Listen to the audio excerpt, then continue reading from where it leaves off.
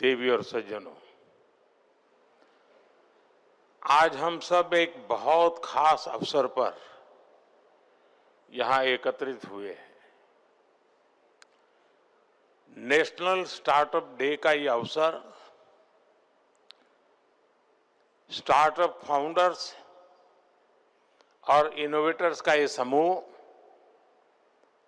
मैं अपने सामने नए और विकसित होते भारत का भविष्य देख रहा हूं।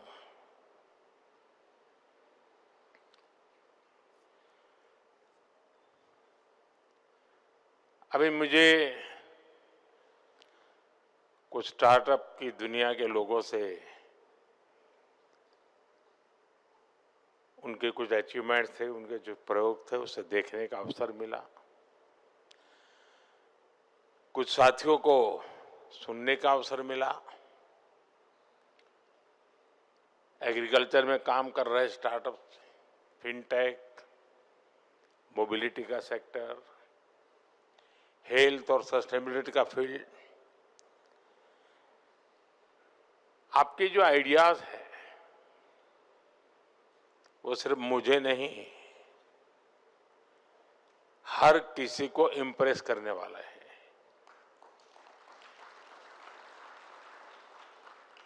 लेकिन मेरे लिए महत्व की जो बात है वो आपका कॉन्फिडेंस और आपके एम्बिशंस, ये मुझे ज्यादा इंप्रेसिव लगे।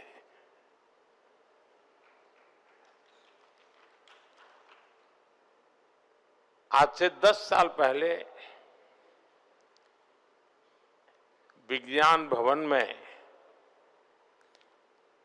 एक 500-700 नौजवानों के बीच में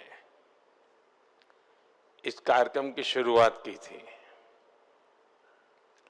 रितेश यहां बैठे हैं, तब उनकी शुरुआत थी। और उस समय स्टार्टअप की दुनिया में जो नए नए लोग आ रहे थे, उनके अनुभव में सुन रहा था। और मुझे याद है कि एक बेटी जो कॉरपोरेट वर्ल्ड में अपनी नौकरी छोड़ के स्टार्टअप की ओर जा रही थी, तो नौकरी छोड़ के वो कोलकाता अपने माँ से मिलने गई और माँ से कहा कि मैंने नौकरी छोड़ दी है। तो मैंने कहा क्यों? ये सब उसने उस दिन सुनाया था विज्ञान भवन में। तो उसने कहा नहीं, बस अब तो मैं स्टार्टअप करना चाहती हूँ। तो उसके माँ ने जो उसको कहा वो उसने सुनाया था। उसने कहा सर्वनाश,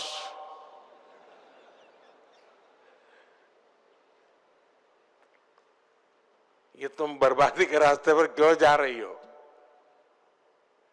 स्टार्टअप के संबंध में ये सोच हमारे देश में थी और आज हम कहां से कहां पहुंच गए हैं। विज्ञान भवन से आज भारत मंडपम में जगह नहीं है।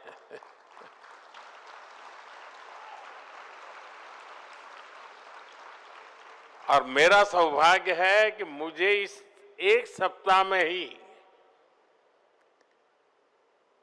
देश के नौजवानों से दूसरी बार मिलने का मौका मिल रहा है।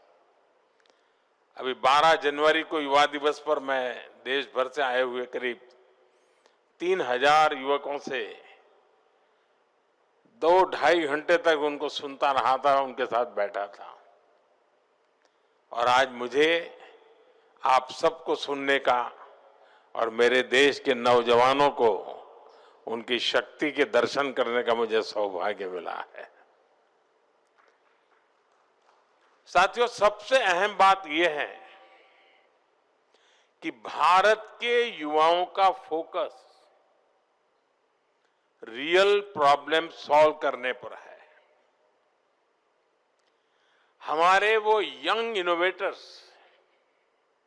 जिन्होंने नए सपने देखने का साहस दिखाया, मैं उन सभी की बहुत बहुत सराहना करता हूं। साथियों, आज हम स्टार्टअप इंडिया के 10 साल पूरे होने का माइलस्टोन सेलिब्रेट कर रहे हैं। 10 साल की ये जर्नी सिर्फ एक सरकारी स्कीम की सक्सेस स्टोरी नहीं है, ये आप जैसे हजारों लाखों सपनों की जर्नी है। ये कितनी ही कल्पनाओं के साकार होने की यात्रा है। आप याद करिए, 10 साल पहले हालत क्या थे। इंडिविजुअल एफर्ट्स और इनोवेशन के लिए बहुत गुंजाइश ही नहीं थी। हमने उन परिस्थितियों को चैलेंज किया। हमने स्टार्टअप इंडिया प्रोग्राम लॉन्च किया। हमने युवाओं को खुला आसमान दिया और आज नतीजा हमारे सामने है। सिर्फ 10 साल में स्टार्टअप इंडिया मिशन एक रिवॉल्यूशन बन चुका है। भारत आज दुनिया का 3rd लार्जेस्ट स्टार्टअप इकोसिस्टम है। 10 साल पहले देश में 500 से भी कम स्टार्टअप्स थे। आज ये संख्या बढ़कर 2 लाख से ज्यादा है। 2014 में भारत में सिर्फ 4 यूनिकॉर्न थे। आज भारत में करीब 125 एक्टिव यूनिकॉर्न है। दुनिया भी आज इस सक्सेस स्टोरी को हैरानी से देख रही है। आने वाले समय में जब भारत की स्टार्टअप जर्नी की बात होगी तो यहां इस हॉल में बैठे कितने ही युवा खुद में एक ब्राइट केस स्टडी बनने वाले हैं। और साथियों, मुझे ये देखकर और भी अच्छा लगता है कि स्टार्टअप इंडिया का मोमेंटम लगातार तेज हो रहा है। आज के स्टार्टअप यूनिकॉर्न बन रहे हैं। यूनिकॉर्न अपने आईपीओ लॉन्च कर रहे हैं। ज्यादा से ज्यादा जॉब क्रिएट कर रहे हैं। पिछले ही साल यानी 2025 में करीब 44,000 और नए स्टार्टअप रजिस्टर हुए हैं। ये स्टार्टअप इंडिया की शुरुआत के बाद किसी एक साल के सबसे बड़ा जंप है। ये आंकड़े इस बात के गवाह है कि हमारे स्टार्टअप इकोसिस्टम इनोवेशन और ग्रोथ को किस तरह ड्राइव कर रहे हैं। साथियों, मुझे बहुत खुशी है कि स्टार्टअप इंडिया ने देश में एक नए कल्चर को जन्म दिया है। पहले नया बिजनेस और नया वेंचर केवल बड़े बड़े घरानों के बच्चे ही लेकर आते थे, क्योंकि उन्हें ही आसानी से फंडिंग मिलती थी, सपोर्ट मिलता था। मिडिल क्लास और गरीब के ज्यादातर बच्चे केवल नौकरी का सपना देख पाते थे। लेकिन स्टार्टअप इंडिया प्रोग्राम ने इस सोच को बदल दिया।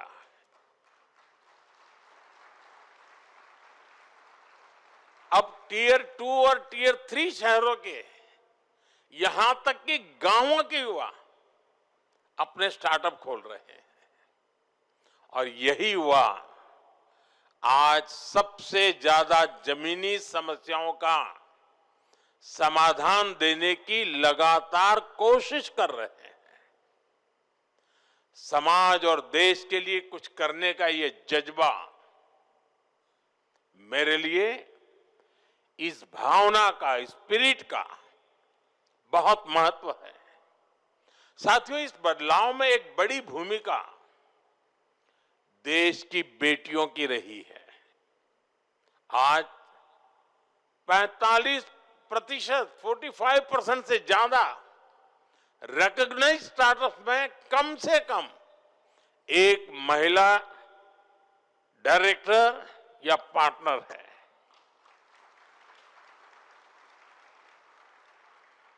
विमेन लेड स्टार्टअप फंडिंग के मामले में भारत दुनिया का दूसरा सबसे बड़ा इकोसिस्टम बन चुका है। स्टार्टअप्स का ये इंक्लूसिव मोमेंटम भारत के सामर्थ्य को और बढ़ा रहा है।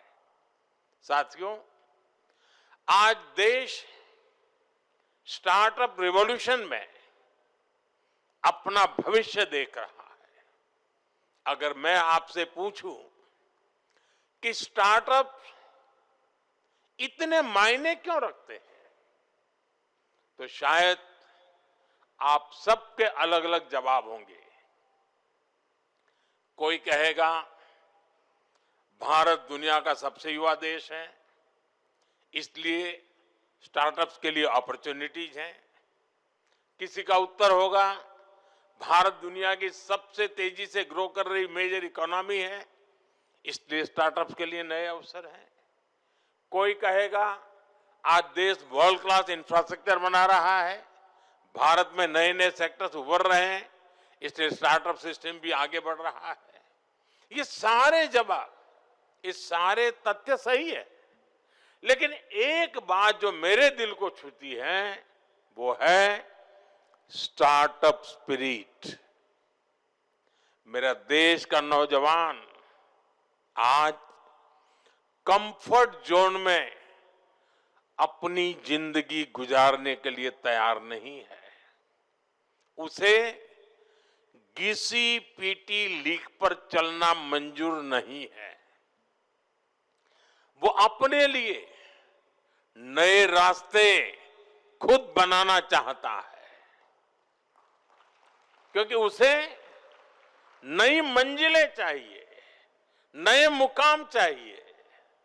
और साथियों, नई मंजिलें मिलती कैसे हैं?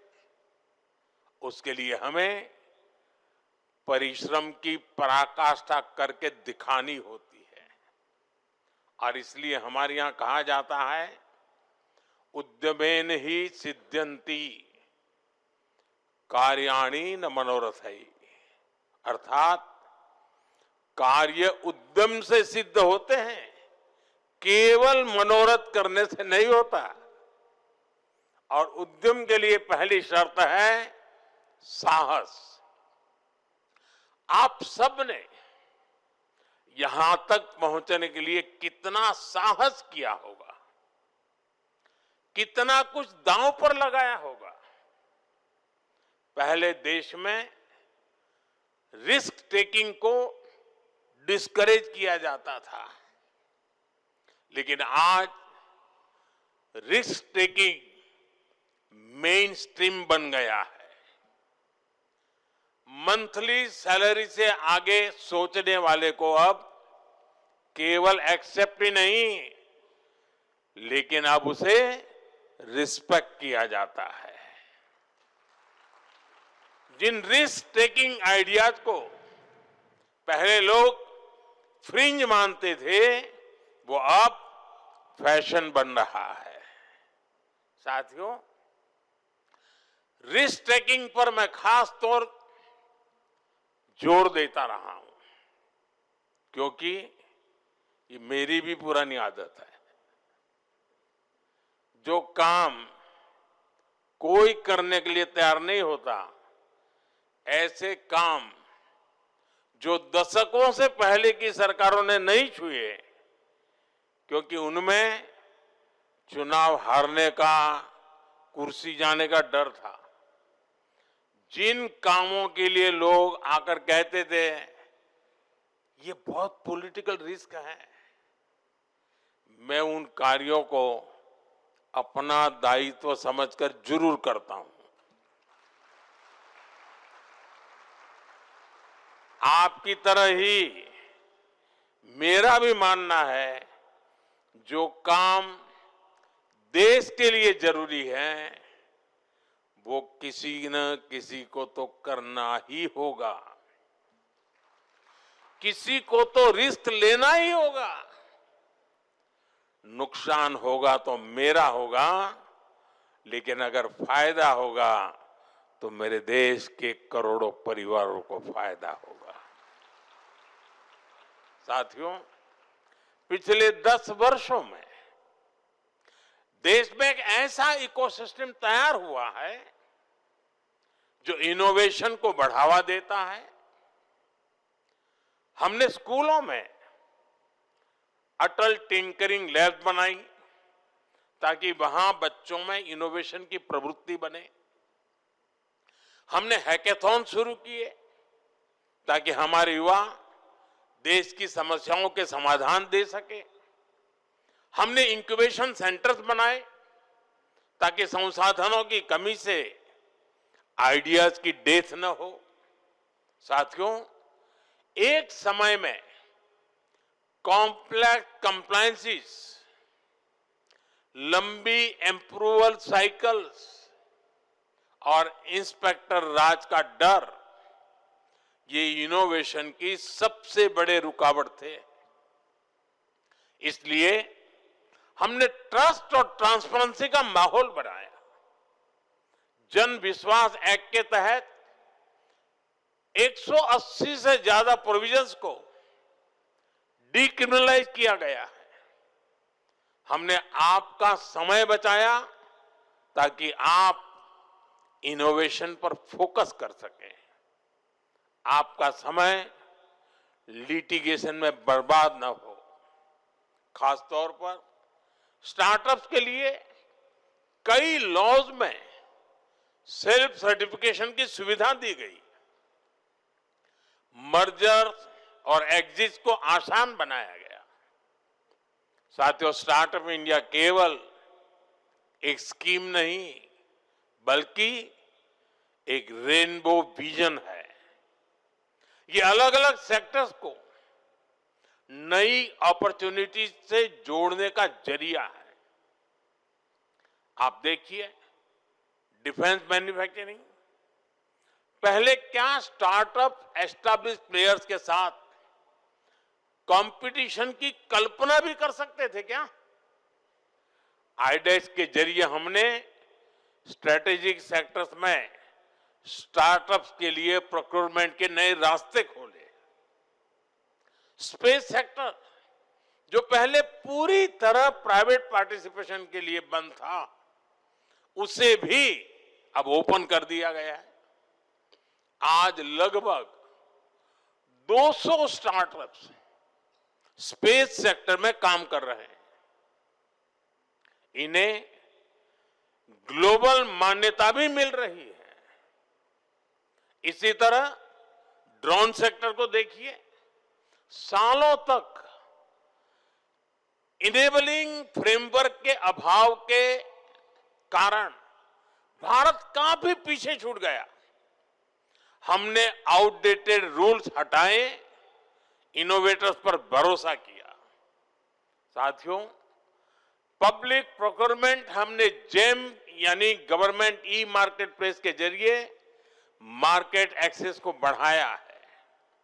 आज करीब 35,000 स्टार्टअप्स और स्मॉल बिजनेसेस जेम पर ऑनबोर्डेड हैं। इन्हें करीब 50,000 करोड़ के लगभग 5 लाख ऑर्डर्स मिले हैं। एक तरह से स्टार्टअप अपनी सक्सेस से हर सेक्टर के लिए नए ग्रोथ एवेन्यू खोल रहे हैं। साथियों, हम सभी जानते हैं, कैपिटल के बिना सबसे अच्छे आइडियाज भी मार्केट तक नहीं पहुंच पाते। इसलिए हमने इनोवेटर्स के लिए फाइनेंस तक पहुंच सुनिश्चित कर उस पर भी फोकस किया है। Fund of funds for startups के जरिए 25,000 करोड़ से अधिक का इन्वेस्टमेंट किया गया है। Startup India seed fund, in space seed fund, Nidhi seed support programme, ऐसी स्कीम्स के जरिए स्टार्टअप्स को सीड फंडिंग दी जा रही है। क्रेडिट एक्सेस बेहतर बनाने, इसके लिए हमने क्रेडिट गारंटी स्कीम भी शुरू की, ताकि कोलेटरल की कमी क्रिएटिविटी के रास्ते में बाधा न बने। साथियों, आज की रिसर्च ही कल की इंटेलेक्चुअल प्रॉपर्टी बनती है। इसी को बढ़ावा देने के लिए हमने 1 लाख करोड़ रुपए की research development and innovation scheme शुरू की है। जो सनराइज सेक्टर्स हैं, उनमें लॉन्ग टर्म इन्वेस्टमेंट को सपोर्ट करने के लिए deep tech fund of funds भी बनाया गया है। साथियों, अब हमें भविष्य के लिए तैयार होना होगा। हमें नए आइडियाज पर काम करने की जरूरत है।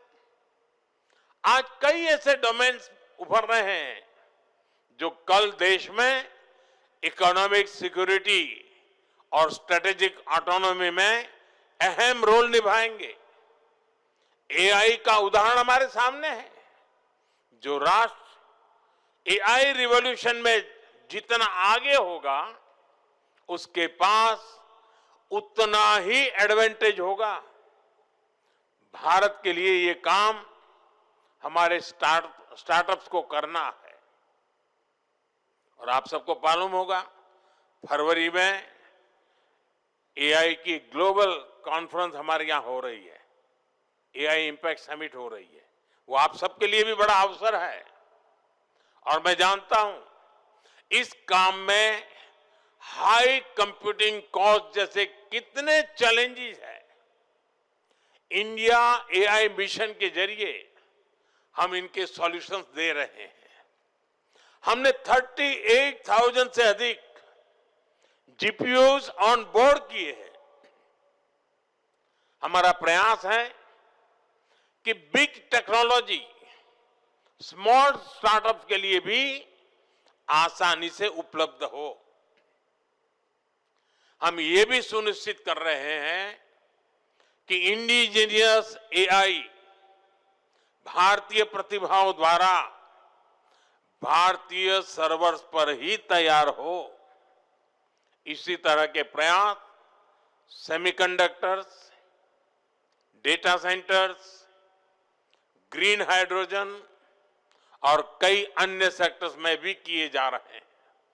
साथियों, जैसे जैसे हम आगे बढ़ रहे हैं, हमारी एम्बिशन सिर्फ पार्टनरशिप की नहीं रहनी चाहिए।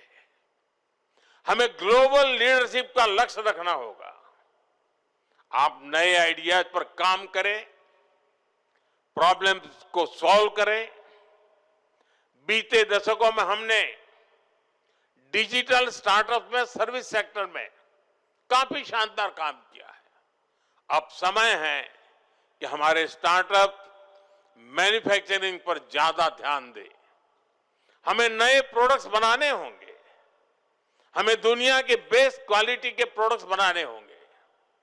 टेक्नोलॉजी में भी यूनिक आइडियाज पर काम करके लीड लेनी होगी।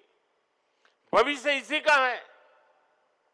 मैं आपको भरोसा देता हूं, आपके हर प्रयास में सरकार आपके साथ खड़ी है। मुझे आपकी क्षमता पर गहरा विश्वास है। आपके करेज, कॉन्फिडेंस और इनोवेशन से भारत का भविष्य शेप ले रहा है। पिछले 10 वर्षों ने देश की क्षमताओं को साबित किया है। हमारा लक्ष्य होना चाहिए।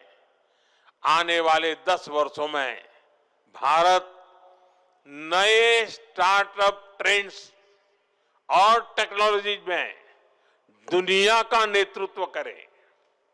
मैं एक बार फिर आप सभी को बहुत बहुत शुभकामनाएं देता हूं। बहुत बहुत धन्यवाद।